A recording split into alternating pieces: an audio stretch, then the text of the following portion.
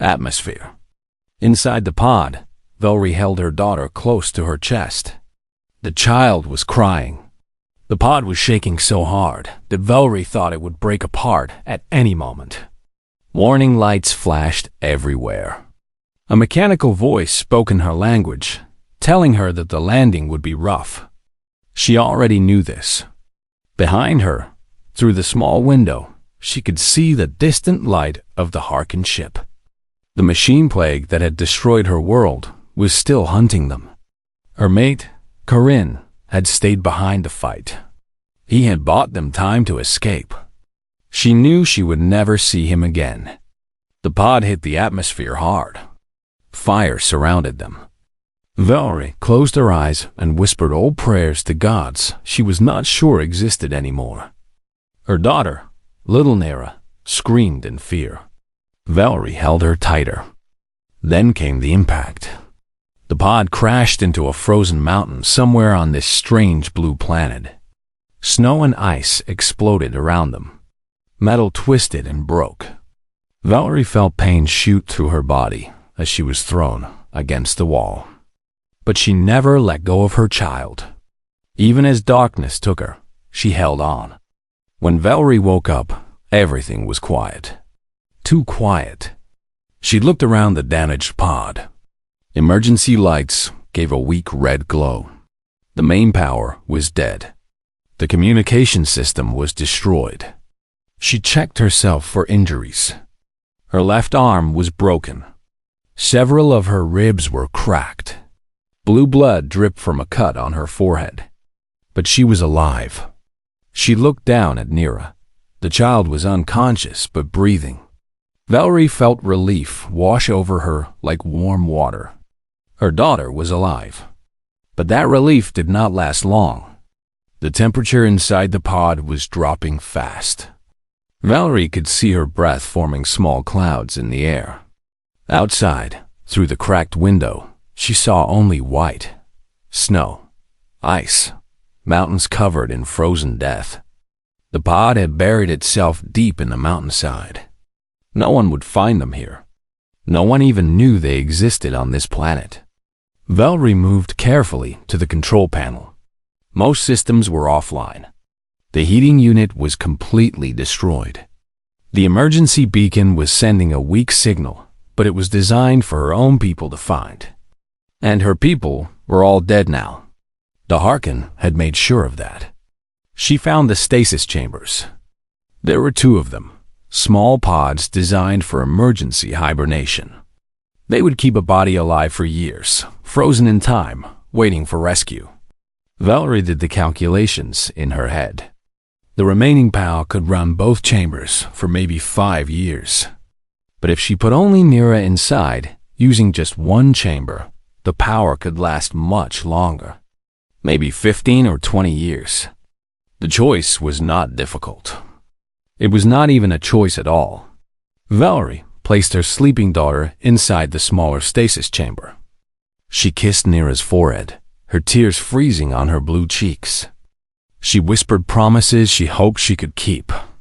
She told her daughter that she loved her, that she would always be there, that everything would be okay. Then she sealed the chamber and watched as the stasis field surrounded her child in soft blue light. Nera would sleep. Nera would be safe. Nera would wait for rescue that might never come. But Valerie would not sleep. She could not. Someone had to watch over her daughter.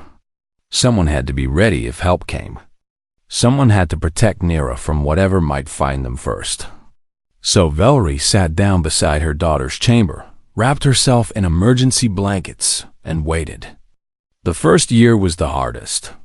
The cold was unlike anything Valerie had ever known.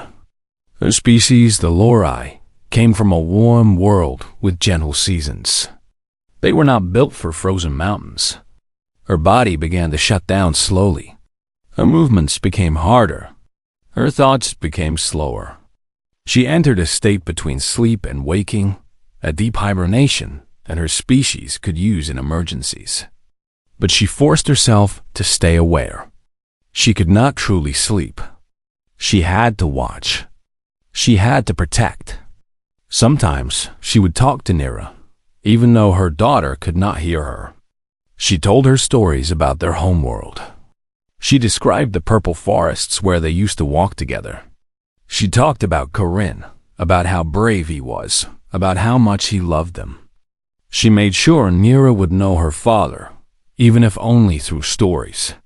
Years passed. Valerie lost track of exactly how many. The seasons changed outside, but inside the pod, everything was always the same. Cold, dark, quiet. She watched the snow pile up against the windows. She watched ice form on the walls. She watched her own body slowly crystallize as the cold seeped deeper and deeper into her cells. Her species could survive extreme cold by entering hibernation. But this was different. This was too cold for too long. Her body was dying slowly. She could feel it happening. But she could not do anything about it. She could only wait. Sometimes she dreamed of rescue. She imagined ships coming from the stars, carrying survivors of her people. She imagined Corinne somehow alive, finding them, saving them. She imagined warmth. She imagined safety. She imagined Nira growing up happy and free. But when she woke up, there was only cold and silence. She began to wonder about the creatures on this planet. Through the damaged window, she had seen strange animals pass by sometimes. Small furry things with 4 legs. Large birds with white feathers. Once, she had seen something walking on 2 legs in the distance, but it had not come close. She did not know if these creatures were intelligent.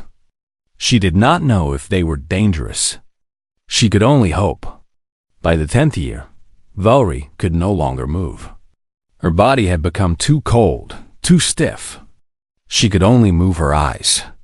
She could only breathe slowly, weakly. She could only watch her daughter sleep in the soft blue light of the stasis chamber.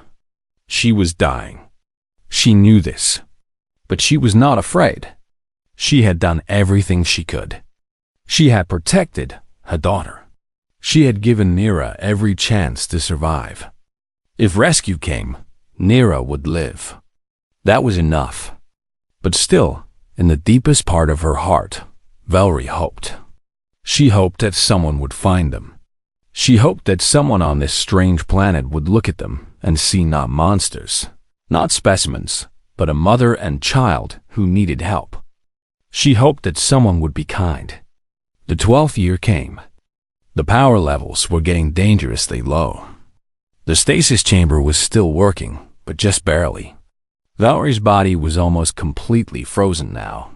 Her heart beat only a few times per minute. Her thoughts came slowly, like thick honey dripping from a spoon. But her eyes still worked. And one morning, she saw something through the ice-covered window. A shape, a figure, moving closer. Something was coming. Valerie could not move. She could not call out. She could only watch and wait and hope. 12 years she had waited in the cold. 12 years she had protected her daughter. 12 years of silence and ice and lonely darkness. And now, finally, something was happening. The figure came closer. It walked on 2 legs. It wore strange clothes. It carried tools. It was not one of her people. But it was clearly intelligent.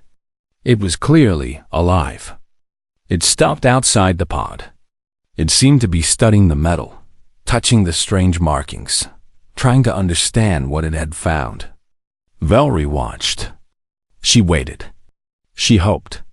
And then, slowly, the creature began to open the door. Park Do-yoon woke up before sunrise, like he did every morning. He made himself a simple breakfast of rice and soup. He drank his coffee while looking out the window at the snow-covered mountains. Then he put on his heavy winter clothes and started his patrol. Do-hyun had been a forest ranger in these mountains for 6 years. He knew every trail, every stream, every hidden valley. He knew where the deer liked to sleep and where the wild boars searched for food. He knew which trees were sick and which ones were healthy. The mountains had become his home, his family, his whole world. It had not always been this way. Once, Do-hyun had lived in the city. He had worked in an office. He had been married to a woman named Hae-jin, who laughed like music and smiled like sunshine. They had been trying to have a baby. They had been happy. Then the accident happened. A drunk driver ran a red light. Hae-jin died instantly. Do-hyun survived with only small injuries to his body, but deep wounds in his heart. After that, he could not stay in the city anymore. Everything reminded him of her. Every street, every shop, every face. So he quit his job, sold his apartment, and came to the mountains. He became a ranger. He stopped talking to people. He stopped feeling much of anything. The mountains did not judge him. The mountains did not ask questions. The mountains just existed, quiet and patient. And that was exactly what Do-hyun needed. This morning, his radio made a strange noise.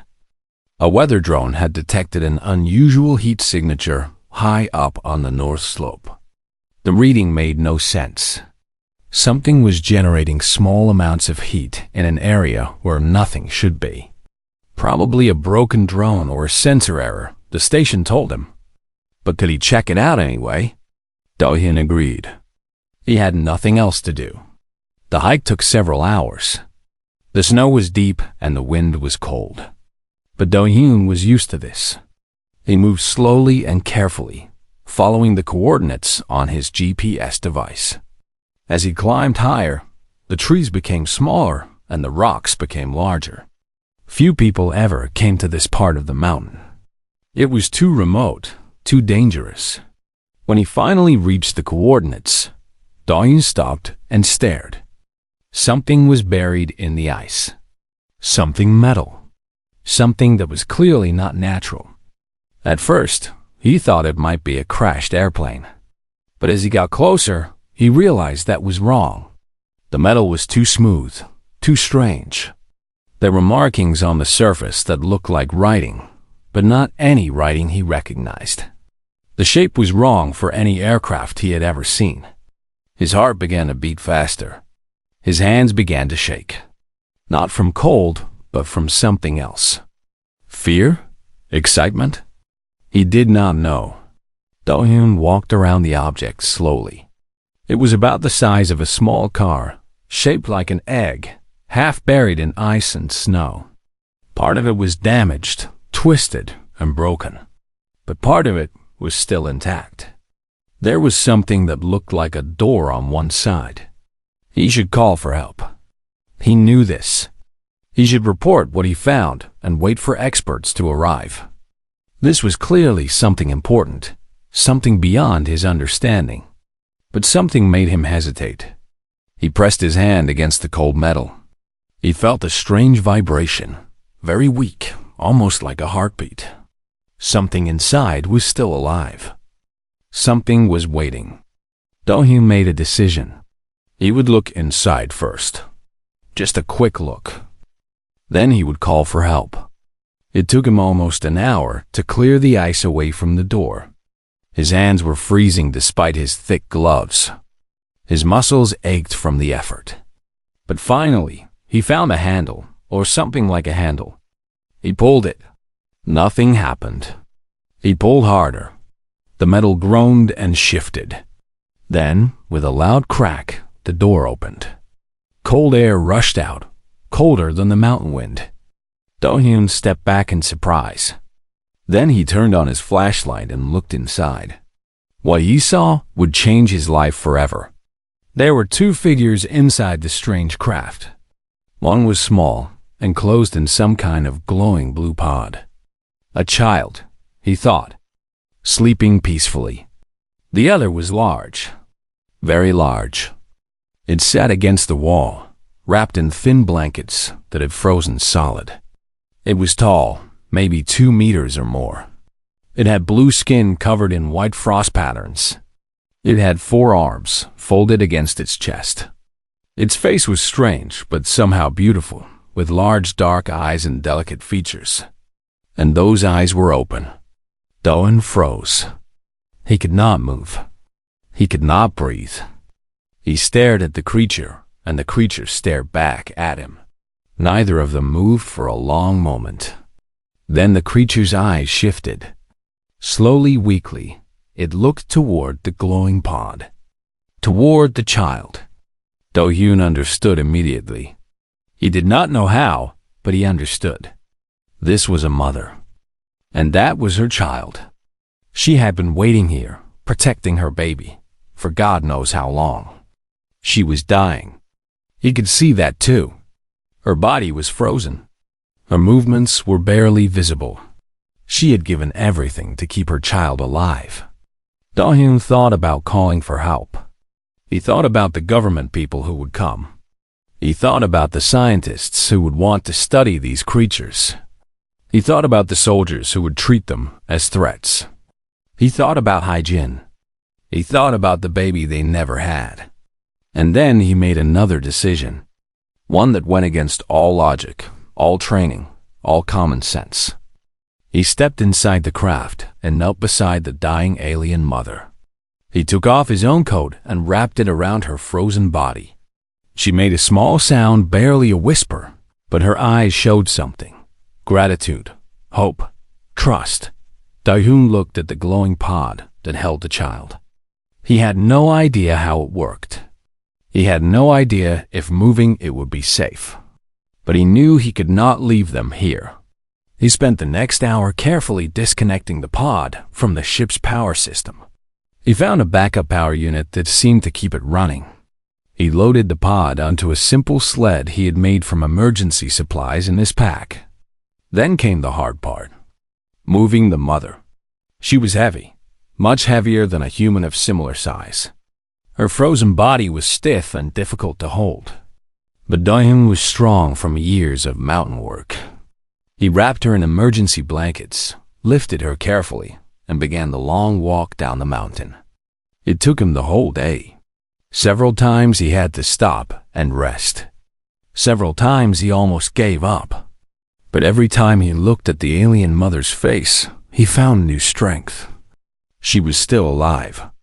Her eyes still watched him. She was still fighting. By the time the sun was setting, Do-hyun reached his cabin. He kicked open the door and carried the alien inside. He laid her gently on his bed. He placed the child's pod beside her. He started a fire in the fireplace. He turned on every heater he had. Then he collapsed into a chair and stared at what he had done. He had rescued aliens. Actual aliens from another world. He had brought them into his home. He had no idea what to do next. The alien mother was looking at him. Her dark eyes were weak but aware. She tried to move her mouth, tried to speak, but no words came out. Do-hyun leaned forward and took her frozen hand in his warm ones. "It is okay," he said softly, even though he knew she could not understand him. "You are safe now. I will take care of you. I will take care of your child. I promise." A single tear rolled down the alien mother's blue cheek and froze there like a tiny diamond. But for the first time in 12 years, Valerie felt something she had almost forgotten. She felt hope. Outside, the mountain wind howled and the snow continued to fall. But inside the small cabin, warmth was spreading. Not just from the fire, but from something deeper. Something human. Do-hyun did not sleep that night. He sat beside the alien mother and watched over her, just as she had watched over her daughter for so many years. He did not know why he was doing this. He did not know what would happen next. He only knew that these two creatures needed help, and he was the only one who could give it. Sometimes that was enough. The first week was the hardest. Do-hyun did not know anything about alien bodies. He did not know what Valerie could eat or drink. He did not know how to treat her injuries. He did not even know if she would survive the night. But he refused to give up. He started with warmth. The alien mother's body was so cold that it took 2 days for her temperature to rise even a little bit. Do-hyun kept the fire burning all day and all night. He wrapped her in every blanket he owned. He even lay beside her sometimes, sharing his own body heat, not caring how strange it might seem. Slowly, very slowly, the ice began to melt from her skin. Next came food. Valerie could not eat solid food at first. Her body was too weak. So Do-hyun made simple broths, warm and salty, and fed them to her drop by drop.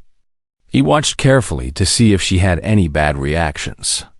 Some foods made her cough. Some foods made her skin change color. But plain vegetable broth with salt seemed to work well. After 3 days, Valerie opened her mouth and spoke her first word. Do-hyun did not understand it. It sounded like singing mixed with clicking sounds. But he knew it was important. She was trying to communicate. He pointed to himself. Do-hyun, he said clearly. My name is Do-hyun. The alien mother watched him carefully. Her dark eyes were still weak, but there was intelligence in them. Sharp, quick intelligence. Do-hyun, she repeated slowly. Her voice was strange, musical, but she formed the sounds correctly. Do-hyun smiled. It was the first time he had smiled in years. He pointed to her. She seemed to understand. Valerie, she said, touching her chest with one of her 4 hands. Valerie. Then she looked toward the glowing pod where her daughter slept. Nira, she whispered. Nira, Do-hyun nodded. Valerie, Nira. He would remember these names forever. The days turned into weeks. Valerie's body slowly healed. Her skin, which had been pale and cracked from the cold, began to return to its natural blue color. Her 4 arms, which had been frozen stiff, began to move again. First, just her fingers. Then her hands. Then her whole arms. She was stronger than Do-hyun had expected. Her species, he learned later, was made for survival. They could heal from injuries that would kill a human. They could adapt to new environments quickly. They just needed time. And during that time, they learned to communicate. Valerie's mind was amazing. She seemed to absorb language like a sponge absorbs water. Within 2 weeks, she could understand simple Korean sentences. Within a month, she could speak in broken but clear phrases. Within 2 months, she was having real conversations with Do-hyun. She told him about her world. It was called Lorai, a planet with purple forests and orange skies. Her people had been scientists and explorers. They traveled between stars, studying life on different worlds. They had been peaceful. They had never wanted war. But war had found them anyway. The Harken swarm was a machine plague, Valerie explained. No one knew where it came from or who created it. It was not alive in the normal sense, but it was not truly dead either. It consumed organic life, broke it down, and used it to make more of itself. It had destroyed hundreds of worlds before reaching Lorai. Her people had tried to fight. They had tried to run. But the Harken was too fast, too many, too hungry. In just a few weeks, billions of Lorai died. The survivors scattered across the galaxy in small ships, trying to find safety. Valerie had been one of those survivors. She and her mate Corinne and their baby daughter Nira had escaped together. But the Harken had followed them. Corinne had stayed behind to fight, to buy time for his family to reach this planet. He is gone, Valerie said one night, her eyes wet with tears that looked like blue jewels. I felt him die. We are connected, my people. When someone you love dies, you feel it in your heart. Do-hyun understood this kind of pain. He had felt it when Hae-jin died. A sudden emptiness. A cold void that never quite went away. I am sorry, he said softly. Valerie looked at him with those deep, dark eyes. You understand, she said. It was not a question. Yes, Do-hyun admitted. I do. That night, he told her about Hai-Jin, about the accident, about the years of loneliness that followed. He had never told anyone these things before, but somehow, telling an alien from another world felt easier than telling another human. Valerie listened without interrupting. When he finished, she reached out and placed one of her hands over his. "Pain is the same everywhere," she said. "In all the worlds I have visited, this is true. Loss hurts. Grief is heavy, but sharing makes it lighter." Dahyun felt something shift inside his chest. Something that had been frozen for years began to thaw. By the third month, Valerie was strong enough to walk. She was taller than Dohyun by a head and a half, and she moved with a grace that seemed almost like dancing. Her forearms took some getting used to. Sometimes she would be cooking with two hands, reading a book with one hand, and petting the local cat that had started visiting with the fourth hand. Dohyun found this both strange and wonderful, but he knew they could not hide forever. Sooner or later, he would need help.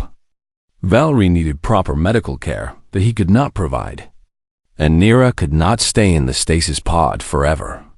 Valerie knew this too. "We must wake her," she said one evening, looking at her daughter's sleeping face through the pod's window. "The power is getting low. If we wait too long, she might not wake at all." Dohyun nodded. He had been preparing for this moment. He had researched everything he could about the pod systems. He had gathered medical supplies. He had even secretly contacted a friend, an old doctor named Yoon Ji-woo, who lived in the nearby village. Ji-woo was retired and grumpy and asked too many questions, but he was also the best doctor Dohyun knew. "Do you trust this person?" Valerie asked when Dohyun told her about Ji-woo. "With my life," Dohyun answered. Valerie was quiet for a moment. Then she nodded. "Then I trust him with mine." Dr. Yoon Ji-woo arrived the next morning. He was 73 years old, with white hair and thick glasses, and a face that looked like it had forgotten how to smile. He walked into Dohyun's cabin, expecting to see a sick animal or maybe an injured hiker. Instead, he saw a 7-foot-tall blue alien with 4 arms, standing in the kitchen making tea. He did not scream. He did not run. He simply stood there for a very long moment, his mouth open, his eyes wide. Then he said, "Well, I have been a doctor for 50 years, and I thought I had seen everything. Clearly, I was wrong." Valerie offered him a cup of tea. Valerie offered him a Valerie. Offered him a... He took it. He sat down. He listened. 3 hours later, Dr. Ji-woo was helping them open the stasis pod. It was delicate work. The old doctor studied the alien technology with the focus of a man half his age. He asked Valerie hundreds of questions about Lori biology. He made notes. He made calculations. He complained about the cold and the strange machines and the fact that his retirement was clearly over. But his hands were steady and his mind was sharp. When the pod finally opened, Nira's eyes fluttered. She took a deep breath, her first breath in 12 years. She looked around, confused, scared, lost. Then she saw her mother. Valerie gathered her daughter in all 4 arms and held her close. She wept openly, her tears falling like blue rain.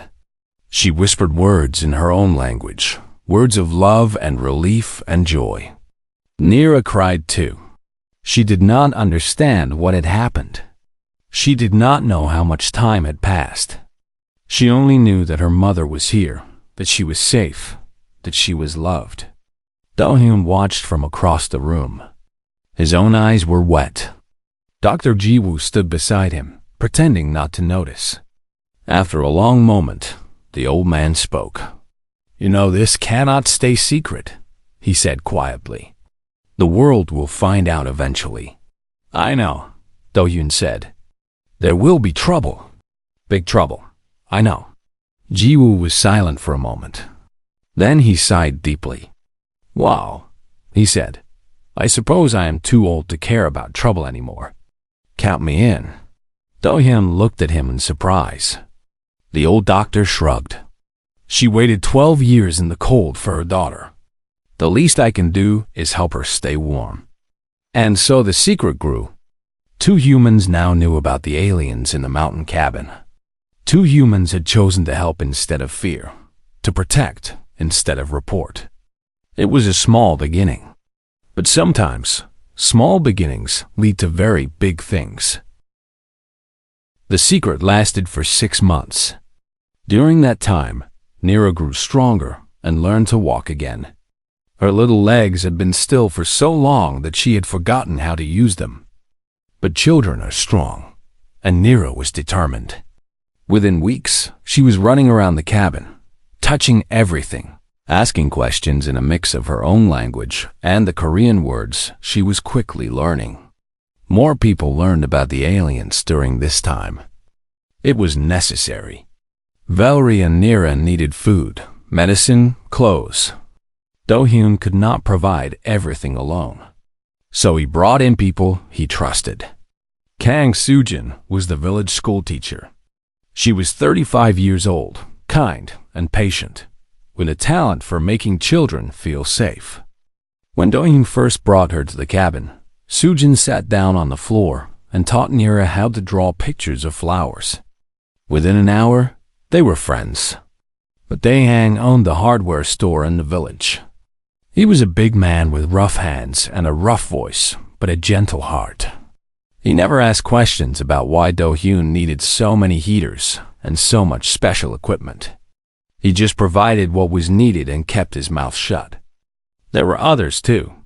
A young woman who grew vegetables in a greenhouse. An old man who made traditional medicine from mountain herbs. A teenager who was good with computers and helped Valerie research human science. Each person was carefully chosen. Each person chose to help. But secrets in small villages are hard to keep. Too many people knew. Too many supplies were moving. And one spring morning, a hiker with a camera saw something she should not have seen. The photograph showed Valerie standing at the edge of the forest, her blue skin bright against the green trees, her forearms reaching up to gather herbs from a high branch. The hiker did not approach. She was too scared. But she took the picture and ran. 24 hours later, the image was everywhere. The internet exploded. News channels around the world showed the photograph again and again. Experts argued about whether it was real or fake. Government officials made serious statements about investigating the situation. Military leaders talked about possible threats. Ordinary people posted thousands of comments, some scared, some excited, some angry. Within 3 days, helicopters were circling the mountain. Do-hyun knew they were coming before they arrived. He had been watching the news. He had been preparing. When the first government cars drove up the dirt road toward his cabin, he was standing on his porch, waiting. The officials were polite at first. They wore suits and carried documents and spoke in calm, official voices. They said they were here to help. They said they wanted to ensure public safety. They said the creatures inside needed to be taken to a special facility for study and care. Do-hyun did not move from his porch. "They are not creatures," he said quietly. "They are a mother and daughter. Their names are Valerie and Nira. They are refugees. Their world was destroyed. They have nowhere else to go."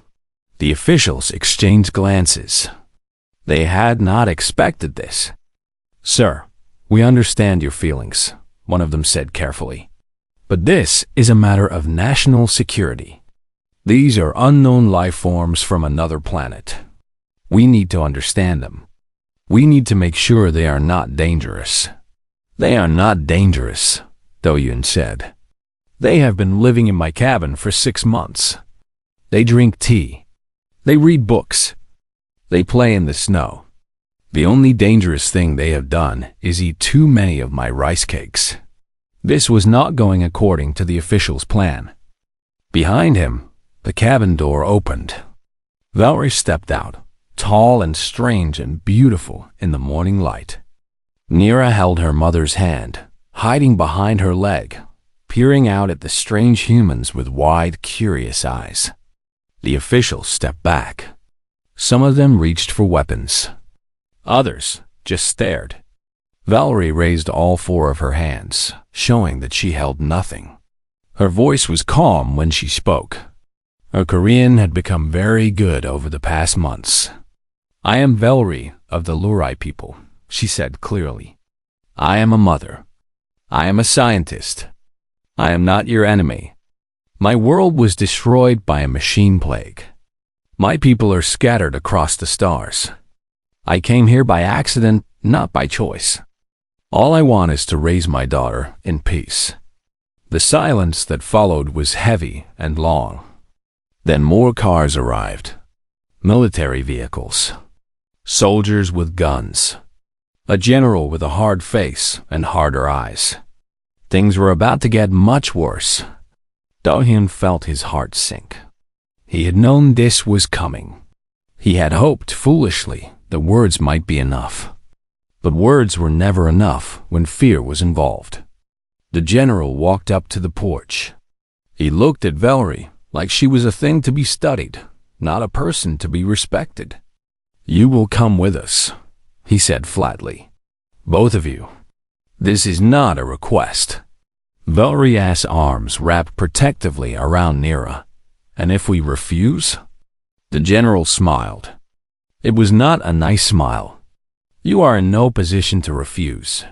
Do-hyun stepped forward. "She is under my protection." "You are one man," the general said dismissively. "What can one man do? He is not alone." The voice came from behind the soldiers. Everyone turned to look. Dr. Yoon Ji-woo was walking up the road. He was old and slow, but his back was straight and his eyes were fierce. Behind him came Kang Soo-jin, the schoolteacher. And behind her came Bae Tai-yang, the hardware store owner. And behind him came more people. Many more people. The villagers had come. They walked up the road in a long line, young and women, farmers and shopkeepers and students. Some carried signs. Some carried candles. Some simply walked with their heads held high and their eyes fixed on the soldiers. Within an hour, over 200 people had gathered around Do-hyun's cabin. They formed a human chain, linking arms, creating a wall of bodies between the military and the alien mother and child. The general stared at them in disbelief. An old woman at the front of the crowd stepped forward. Her name was Choi Myung-soon, and she had lived in the village for all of her 81 years. She had survived war and poverty and tragedy. She was not afraid of generals. "My grandson showed me the video this morning," she said in a voice that carried across the clearing. "He showed me the alien woman talking about her home. He showed me how she waits for her daughter to wake up every morning with food already prepared. He showed me how she teaches the child accounting Korean." She pointed one wrinkled finger at the general. "That is not a monster. That is a mother. And in this village, we do not let soldiers take mothers away from their children." A murmur of agreement ran through the crowd. The general's face turned red with anger. "This is a matter of national security. You are interfering with official government business. You could all be arrested." "Then arrest us?" said Bae Tai-yang, crossing his massive arms over his chest. "Arrest all 200 of us. See how that looks on the evening news." The crowd cheered. The standoff lasted 9 days. During those 9 days, the world watched. News drones flew overhead, capturing footage of the human chain that never broke. Journalists from every country tried to get interviews. Politicians debated what should be done. Lawyers argued about rights and laws and whether alien refugees could be considered persons under international agreements. And donations poured in. Money, food, blankets, medicine. People from around the world sent what they could. They sent letters of support. They sent messages of hope. A famous actress in America said on television that she would personally go to Korea to stand with the villagers. A scientist in Germany said that anyone who studied Valerie against her will would never be welcome in the scientific community again. The pressure grew and grew. On the 9th day, the government finally backed down. They did not do it gracefully. They said they were choosing to pursue diplomatic solutions. They said they were respecting the wishes of the community. They said many things that sounded nice but meant they had lost. The soldiers left. The general left. The officials left. And Valerie and Nira stayed. That night, the villagers held a celebration. They built a bonfire in the clearing and cooked food and played music. Nira danced with the village children, laughing and spinning in the firelight. Valerie sat with the village elders, answering their questions about the stars, telling them about worlds they would never see. Da-hyun sat apart from the others, watching. He felt tired in a way that sleep could not fix. But he also felt something else, something he had not felt in a very long time. He felt proud. Kang Soo-jin sat down beside him. She did not speak for a while. They just watched the fire together. "You started all this," she said finally. Do-yoon shook his head. "I just opened the door." "Sometimes," Soo-jin said softly, "opening a door is the bravest thing you can do." Across the clearing, Valerie looked toward him. She raised one hand in a small wave. Her eyes, dark and deep and full of gratitude, met his. Do-hyun waved back. One door. One door. 200 people. 1,000 miles of distance between worlds. And somehow, impossibly, they have become a family. 3 years had passed since the standoff on the mountain. The world had changed in ways no one could have predicted. Valerie and Nira had been granted refugee status by the Korean government. It was the first time in human history that such status had been given to beings from another world. Lawyers had argued for months about whether alien refugees could be considered persons under human law.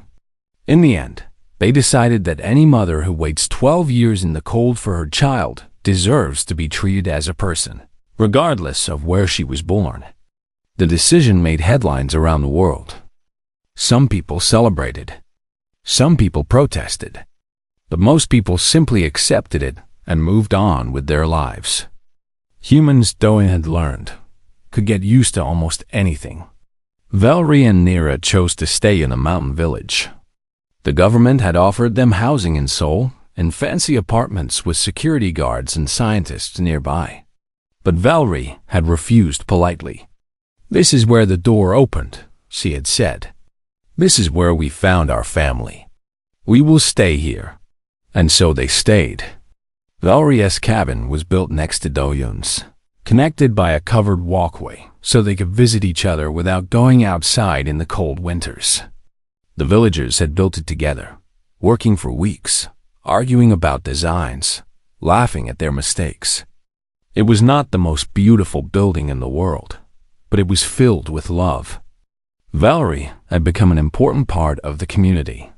Her knowledge of plants and biology had helped the local farmers grow better crops. She taught them techniques from her homeworld, ways of understanding soil and seeds that humans had never discovered. The village harvest was 3 times larger than before. Some farmers had started calling her the blue goddess of growing things, though she always blushed blue when they did. Nira went to the village school with human children. She was 8 years old now, at least in human terms.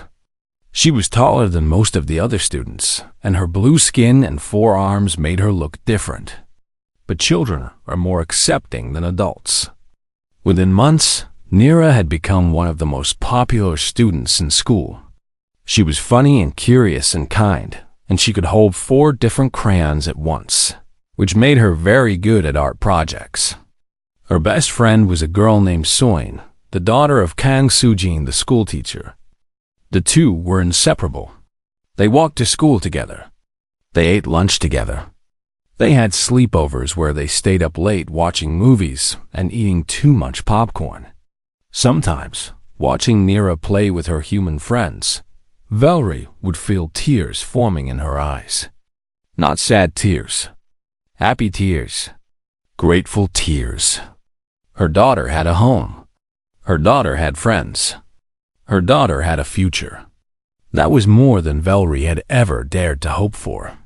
Dr. Yoon-ji-woo had become something of a celebrity. Scientists from around the world wanted to work with the old man who had helped wake an alien child from stasis. He received hundreds of letters every week. He ignored most of them. At 80 years old, he said he was too old for fame. But he did keep visiting Valerie and Nira every week. He checked their health. He asked questions about Lori biology. He complained about the weather and the state of the world and the terrible coffee that Do-yoon made. He had become like a grandfather to Nira, and secretly, though he would never admit it, that made him happier than all the scientific recognition in the world. On the third anniversary of the day, Do-yoon opened the escape pod. The village held a celebration. They called it Door Day. There was music and food and dancing in the streets. Children ran around with blue ribbons in their hair to honor Valerie and Nira. Adults told stories about the standoff, each version more dramatic than the last. Valerie gave a gift to Do-hyun that evening. It was a small crystal, about the size of his thumb, that glowed with a soft inner light. When he held it up to his eyes, he could see images moving inside. Purple forests swaying in the wind. Orange skies filled with strange birds. Cities made of living plants growing up toward 3 moons. My homeworld, Valerie said softly. Lori, before the Harkin came, I want you to see how beautiful it was. Do-hyun held the crystal carefully, watching the images flow and change. He saw Lori people walking through the forests. He saw children playing in streams of golden water. He saw Valerie herself, younger and happier, standing beside a tall male Lori who must have been Corin. This is the most precious thing I have, Valerie said, and I give it to you, because you gave me something even more precious. You gave me hope when I had none. You gave my daughter a future. Do-hyun did not know what to say. Words felt too small for what he was feeling. Why did you help us? Valerie asked him then, the same question she had asked many times over the years. That first day, when you opened the door, you did not know what we were. We could have been dangerous. We could have hurt you. But you wrapped me in your coat and carried me down the mountain. Why? Do-hyun thought about the question for a long moment. He had thought about it many times over the past 3 years. He still was not sure he had a good answer. You were cold, he said finally, and you were protecting your child. I saw the way you looked at that stasis pod. Even though you could barely move, even though you were almost dead, you were still watching over your daughter. Still fighting for. He paused, remembering Hai-jin. Remembering the baby they never had. Remembering all the years of loneliness that followed. That kind of love is not alien, he said quietly. That kind of love is what makes someone a mother. And I thought that if there was even a small chance I could help, I had to try. Because that is what any decent person would do. Valerie was quiet for a long time. They watched together as the village celebration continued below them. Children laughed. Music played. Stars began to appear in the darkening sky. Lori had a saying, Valerie said at last. We believe that the universe is vast and cold and empty. We believe that life is rare and precious and easily lost.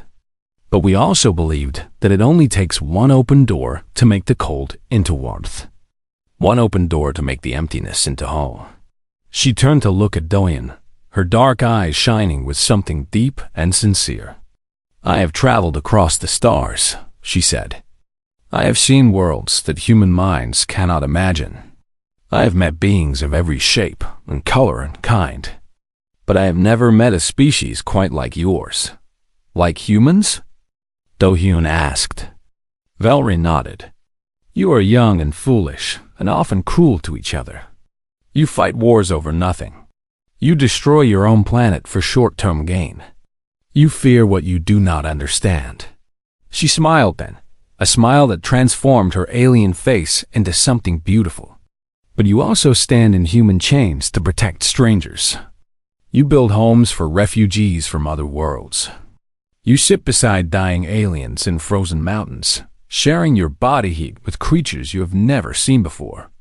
You have such capacity for kindness, such capacity for love, such capacity to choose hope over fear. She reached out and took Dawn's hand in one of hers. My people are gone, she said. But before they died, they sent out thousands of messages to the stars, warning other civilizations about the Harkon, begging them to be prepared. In those messages, we described the species we had met during our travels. We said which ones were wise, which ones were brave, which ones might save the galaxy someday.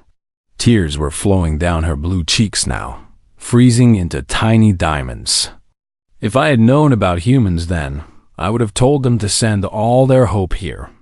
Because this is a species that opens doors. Do-hyun felt his own eyes growing wet. He squeezed her hand tightly. We are not as good as you think we are, he said honestly. We make so many mistakes. Every species makes mistakes, Valerie replied. What matters is what you do after. And your people stood between soldiers and a dying alien. Your people chose compassion when fear would have been easier. Your people decided that a mother from another world deserved the same love as a mother from this one. She looked down at the village, at the lights and the music and the children playing together, human and Lurai side by side. That is humanity's answer to the universe, she said softly. And it is a beautiful answer. Below them, Nira and Cyan were dancing together in the firelight. Nira's forearms waved in the air, while Cyan tried to copy the movement with her two arms, both of them laughing. Do-hyun watched them, and for the first time in many years, he felt truly at peace. The universe was vast and cold and full of danger. Somewhere out there, the Harkon swarm was still hunting. Somewhere out there, other refugees were struggling to survive. The future was uncertain and frightening and impossible to predict. But right here, right now, there was warmth. There was hope. There was home. And it had all started because one man had opened the door. Sometimes, that was all it took. One door, one choice, one act of kindness in the cold. And the whole universe could change.